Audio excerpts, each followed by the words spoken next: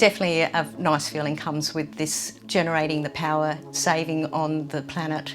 The students here are all for that environmental savings, right down to the fact that, you know, we try not to use too many plastics, and our canteen has just changed over as well, and using all the environmental friendly containers and straws, and the students pick up on that straight away. They know then that there's no tortoises going to be killed out in the sea and things like that.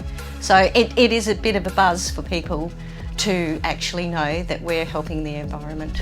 In fact, I've had the science teacher come in and ask me, are they operating? Can I have a password to check the consumption and the power that we're actually using and the power that the solar panels are generating? So that will then, of course, be passed on to the students. So it will probably become part of the curriculum for the science teachers in the future, monitoring it.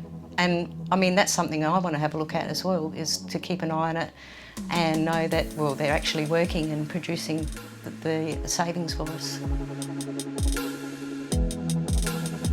It's for me, it's all about wanting to know the savings and use them elsewhere.